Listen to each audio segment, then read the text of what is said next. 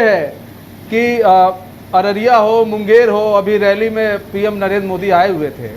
ऐसे में जमकर निशाना साधा है आप लोगों पर और कहा है कि भाई आप लोग अगर कांग्रेस आई तो देश को लूट लेगी। सैम पित्रोदा का जिक्र किया उन्होंने, कहा कि आप ही के पीएम जो है, जो भूतपूर्व पीएम थे, वो कहते थे कि भारत की पहले अगर किसी का सबसे बड़ा हक होना चाहिए, सबसे पहला हक होना चाहिए इस देश में तो अल्पसंख्यकों का होना चाहिए। इस तरह के बयान दिए गए हैं। तो आपने 3 क्वेश्चन किया है, तो एक एक क्वेश्चन को डील करिए आप। तो सबसे पहले तो ये मतदाताओं का जो एक जिस तरीके से एक पूरा कहते हैं कि मतदाताओं की बड़ी संख्या होनी चाहिए, भारी प्रतिशत मतदान का होना चाहिए, वैसा नहीं दिखने में आ रहा है। तो यानी मतदाता जो हैं थोड़े मौन हैं और थोड़े उदासीन हैं। और मौन उदासीन क्यों हैं? बस ये भारतीय जनता पार्टी की जो ऐसी नीतियां हैं जिसने कि पूरे समाज में मतदाताओं के बीच में एक उदासी का आलम डाला है। वो जानते हैं उनको उदासीन किया, ये उनका असंतोष झलक रहा है। अगर लोग भारी तादाद में नहीं निकल के वोटिंग कर रहे हैं, प्रतिशत अगर नीचे है, तो लोग की उदासीनता साफ बतलाती है कि एनडीए का शासन कैसा था और इनके शासन की वजह से कितने लोग कितना मतदाताओं के बीच में कितनी उदासी आई। और इसके लिए वो विकल्प तलाश रहे हैं। तो अभी जो भी वोट पड़ रहा है सभी इंडिया गठबंधन के साथ है। मैं ऐसी उम्मीद करता हूं और इसका इंडिया गठबंधन के इंडिया अलायंस के पक्ष में जाएगा। सेकंड आपने कहा कि आपने विरासत टैक्स की बात की ना संभवतः, और सैम पित्रोदा साहब का बात किया। आप ये देखिए, एक तो बात को संदर्भ से हटा के समझने की कोशिश की गई है। सैम पित्रोदा साहब ने कभी नहीं कहा, हमारे कांग्रेस के शीर्ष नेतृत्व ने, हेगड़े साहब ने उन्होंने बिल्कुल स्पष्ट कहा, मल्लिकार्जुन खड़गे साहब ने, कि हमारे ये एजेंडा में नहीं है। और जहां तक बात है कि ठीक है अमेरिका में है 55% लेते हैं, लेकिन हमारे देश में तो कांग्रेस ने ही ऐसा कोई इनहेरिटेंस टैक्स हुआ करता था तो राजीव गांधी जी ने इसको एबॉलिश किया था। तो ये तो हमारे एजेंडा में नहीं है।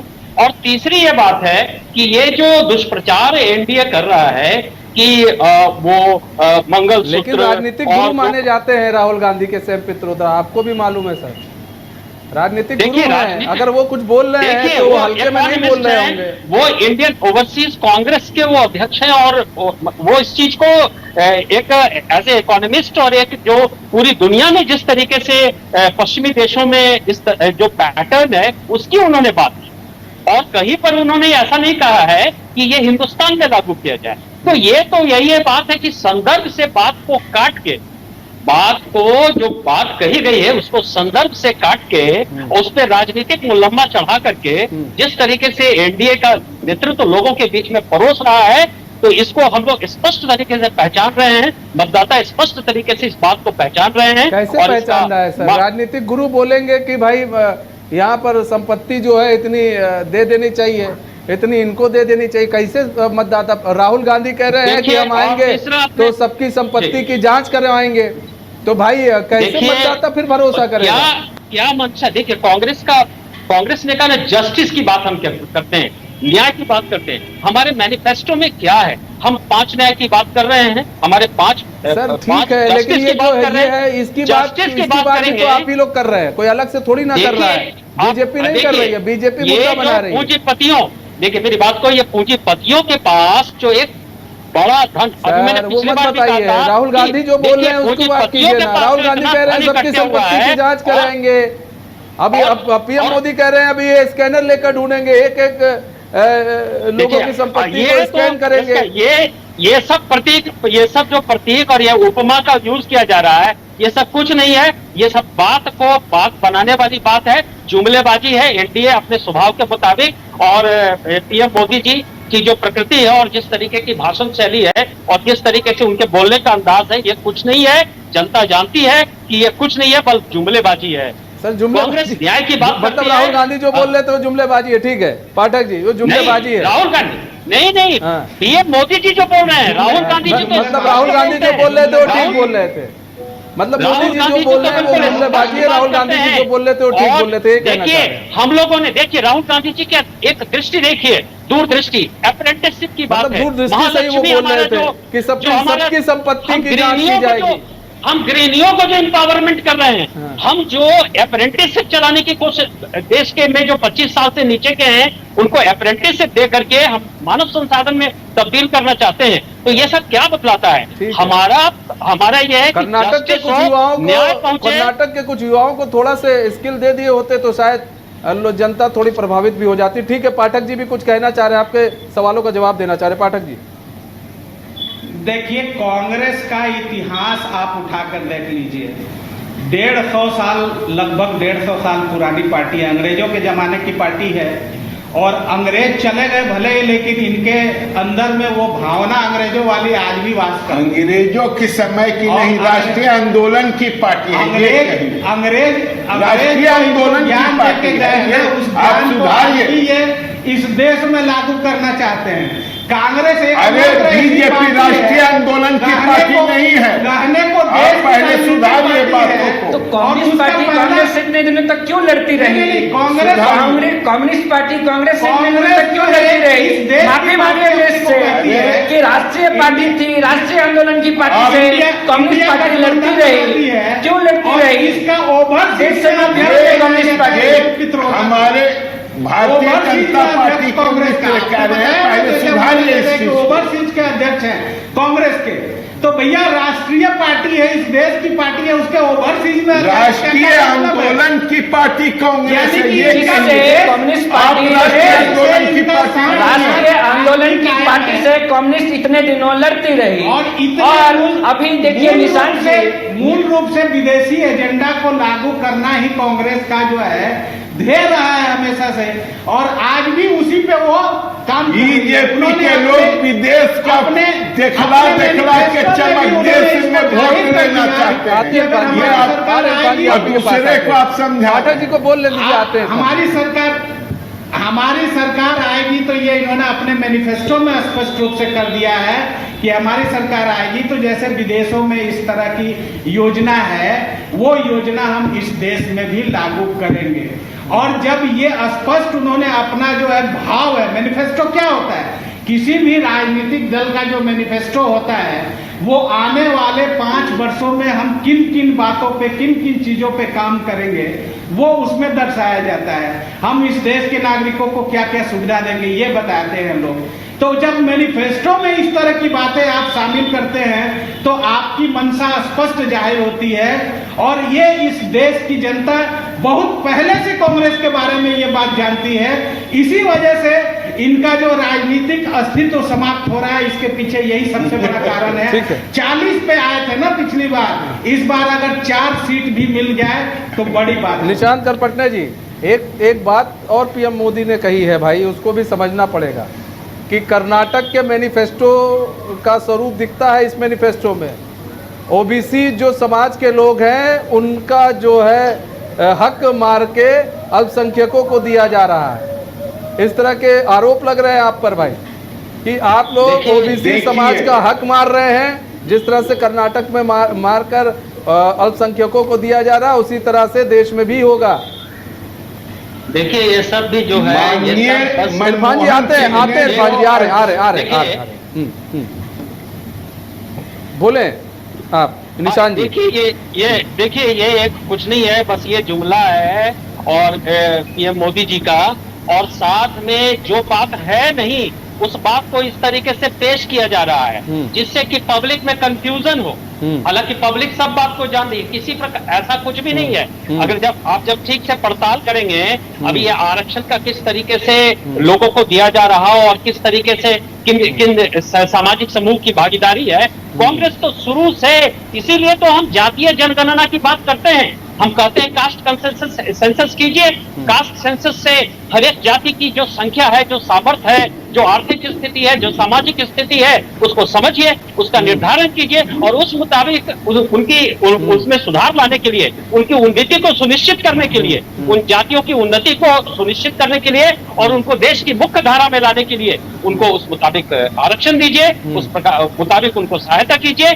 इसी वजह से तो कहा जा रहा है। और अभी बीजेपी देखिए ये जातीय कास्ट सेंसस है, इसको लेकर के गोलमोल बात कर रही है। अभी पीएम मोदी जी एक तरफ तो बोलते हैं कि हम ओबीसी हैं, दूसरे तरफ जैसे ही जाति जनगणना की बात की जाती है, कास्ट सेंसस की बात की जाती है, तो कहने लगते हैं कि देश में बस एक श्रमिक है, एक महिला है, गरीब है, अभी। अरे भाई बात सही है, लेकिन फर्क समझिए। आपको फर्क समझने के लिए जमीन पे उतरना होगा। और मैं एक बात सच आपको हकीकत बयान करूं तो बात यह है कि देखिए, जो अपर कास्ट में पुअर हैं, उनका सपोर्ट सिस्टम, देखिए मैं बात डंके की चोट पे कह रहा हूं, उनका जो फैमिली सपोर्ट सिस्टम है, उनका जो सोशल सपोर्ट सिस्टम है, वो एक जो मध्य में जातियां हैं या जो सामाजिक संरचना में निचले पायदान पे जातियां हैं, उनके सपोर्ट सिस्टम से बेटर है।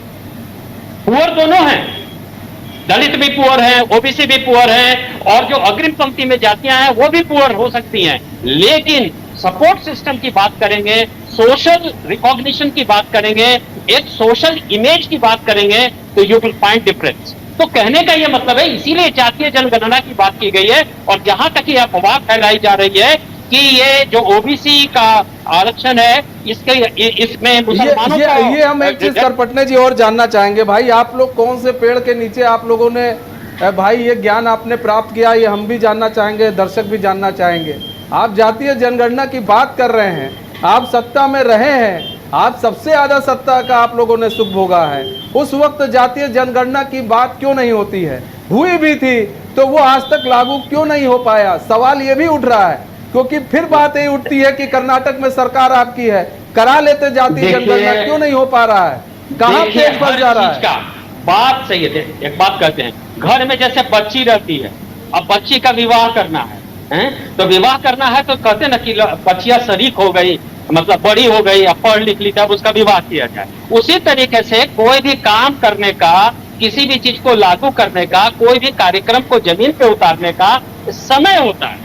अभी समय 65 साल मेरे ख्याल से आप लोग रहे सत्ता में सर। और देखिए 65 साल आप सत्ता में रहे, कितना समय? देखिए तो 65 साल सत्ता में रहे, कितना समय चाहिए? हम कहते हैं सत्ता में रहे तो देश जब आजाद हुआ था, अब देखने की कोशिश किया जाए कि जब देश आजाद हुआ था तो आजादी के बाद देश का जो इंफ्रास्ट्रक्चर था वो किस स्थिति में था? हाँ। देश में एजुकेशनल सेटअप की बात करेंगे तो कैसे? वो सब बढ़ाया, लेकिन 65 साल रहे हैं आप लोग, उसको भी समझना होगा निशान जी। 65 साल में हम लोगों ने देश का रिवैम्प किया ना, हम लोगों ने हेल्थ सेक्टर को रिवैम्प किया, हम लोगों ने साइंस इतने साल आप ही रहे हैं, आप ही को करना पड़ेगा, और कौन करेगा? ठीक है निशान जी, हम लोगों ने जी, ठीक है निशान जी।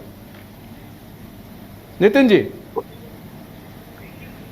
देखिए Manish ji, all India emergency Congress जो है वो बरगलाने में एक्सपर्ट है। अब जैसे ये बिल्कुल नहीं कहेंगे कि डी राजा की वाइफ का ये समर्थन करेंगे कि विरोध करेंगे, जैसे इरफान भाई नहीं कह पाए राहुल गांधी का समर्थन करेंगे कि नहीं करेंगे।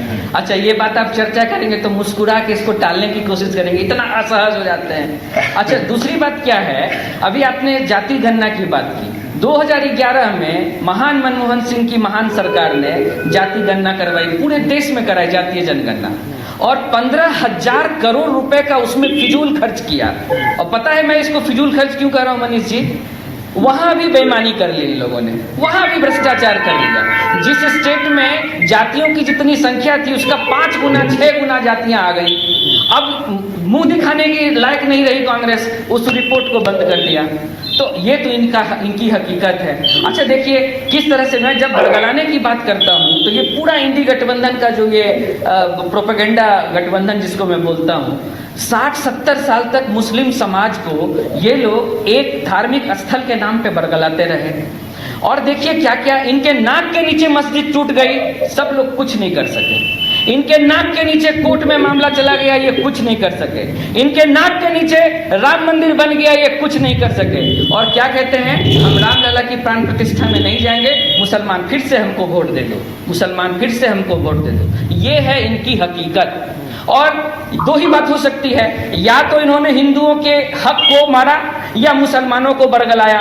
अब इस दो में से कौन सा रास्ता ये लोग चुनेंगे, और उसी आधार पर जनता को मतदान करना चाहिए, क्योंकि ये बेवकूफ बनाने वाला गठबंधन है। सबको बेवकूफ बनाना, सबको ठगना और ठग कर किसी तरह से आ जाना। जैसे अभी आपने बहुत सही कहा, कर्नाटक में क्या किया गया है मनीष जी, जनता को जानना चाहिए। रातों रात मुस्लिम समाज को ओबीसी का दर्जा दे दिया गया, और अलग अलग, और उसी कैटेगरी में जिसमें ओबीसी को रिजर्वेशन मिलता है, मुसलमानों को शामिल कर दिया गया। ये संविधान के रक्षक बताना चाहेंगे कि संविधान के किस अनुच्छेद, एक मिनट सुनिए, क्योंकि आपका एक मिनट, क्योंकि आपका संविधान इसकी इजाजत नहीं देता है, और अंबेडकर का ये अपमान है। अंबेडकर के संविधान ने कहा है कि धर्म के आधार पर आरक्षण नहीं हो सकता, और इस बात के लिए माफी मांगिए कि 70 साल में आपने मुस्लिम समाज को न केवल धर्म स्थल के नाम पर ठगा, बल्कि उसके विकास के नाम पर भी ठगा, और आज आरक्षण के नाम पर भी ठगते हैं उनके वोट को लेने के लिए। और सुप्रीम कोर्ट ने मनमोहन सिंह के उस निर्णय को भी निरस्त कर दिया था, जिसमें उन्होंने एक मिनट अपने पारी में बोलिएगा, आप क्यों नहीं दे रहे? एक मिनट, मैं ये कह रहा हूं कि सुप्रीम कोर्ट ने मनमोहन सिंह के उस आदेश को भी निरस्त कर दिया था कि आप जो है धर्म के आधार पर आरक्षण नहीं दे सकते हैं। उसके बाद भी कांग्रेस ने अपने मैनिफेस्टो में उसको शामिल कर दिया। 26 वर्षों में 17,000 से अधिक डॉक्टर बना चुका बिहार एवं झारखंड के छात्रों के बीच विश्वसनीय संस्थान गोल। कमाल करते हो जी, बच्चे घूमने की इतनी जिद कर रहे हैं और तुम हो कि तुम्हें फुर्सत ही नहीं मिल रही। अब इतनी गर्मी में जाए तो जाए कहाँ? इस गर्मी में मस्ती और फन का आ गया है परफेक्ट डेस्टिनेशन, वाइल्ड वादी, जहाँ है water park, bird park, flower park, trampoline park, amusement park, 250 feet लंबा, जिप लाइन और क्रिकेट स्टिमुलेशन का खूबसूरत नजारा। वाइल्ड वादी, 10 माइल चौक, रांची। वाइल्ड वादी यानी अनलिमिटेड फन और अनलिमिटेड मस्ती।